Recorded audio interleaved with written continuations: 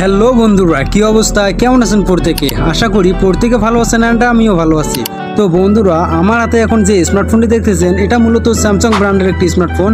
আর স্যামসাংয়ের এই স্মার্টফোনটির মডেল হচ্ছে স্যামসাং গ্যালাক্সি F62। আর এই ফোনটিতে বেশ কিছু ফিচার অ্যাড করা হয়েছে যেগুলো জানলে আপনারা অবাক হবেন। তবে এই ফোনগুলো আজ থেকে বিগত কয়েক বছর আগে বাজারে লঞ্চ হয়েছে, কিন্তু এই পর্যন্ত এগুলো কীরকম পারফরমেন্স দিতেছে চলুন জেনে নেবো আজকের এই ভিডিওতে।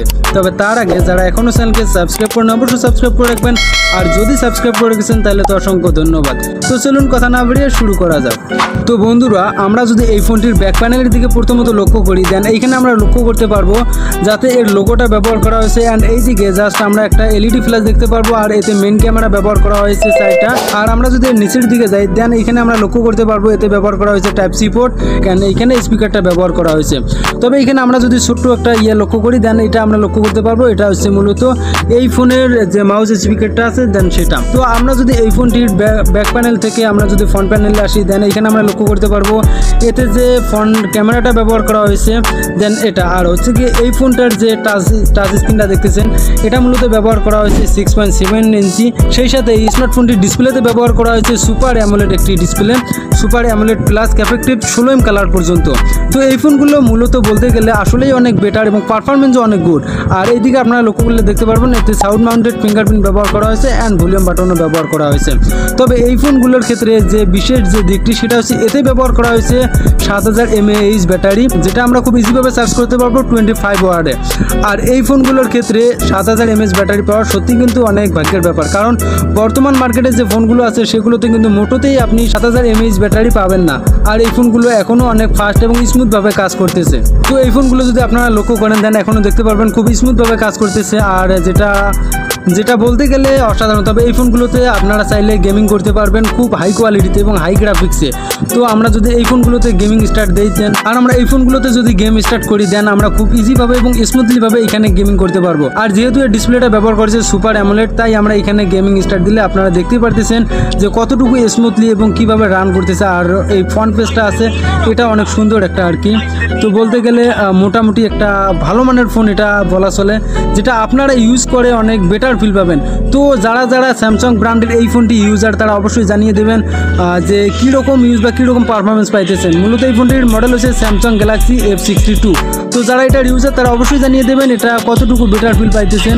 আর হচ্ছে কি এই ফোনগুলোর ক্ষেত্রে যারা হাই কোয়ালিটি গেমিং করেন বা চার্জের ক্ষেত্রে সমস্যা হয় তারা খুব ইজিভাবে এই ফোনগুলো ব্যবহার করতে পারেন। তাহলে একই ক্ষেত্রে চার্জিং 7000 mAh থাকায় আপনারা খুব ইজিভাবে এটা ব্যবহার করতে পারবেন।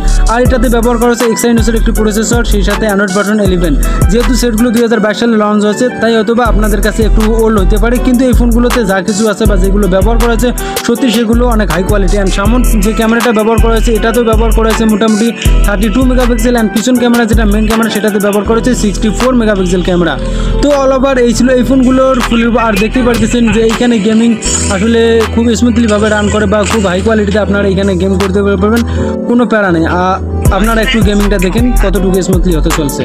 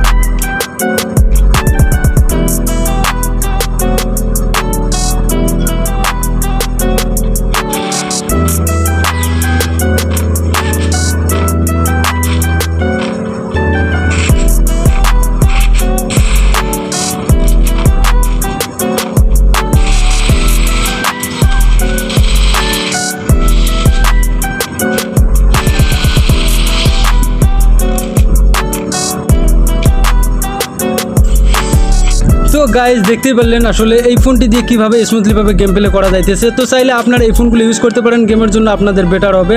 তো এই ছিল এই ফোনটির ফুল রিভিউ। তো চাইলে আপনারা এটা ব্যবহার করতে পারেন কোনো সমস্যা ছাড়া। ঠিক আছে, আজকে এ পর্যন্ত, আবার দেখা হচ্ছে নেক্সট কোনো ভিডিওতে নেক্সট কোনো স্মার্টফোন নিয়ে।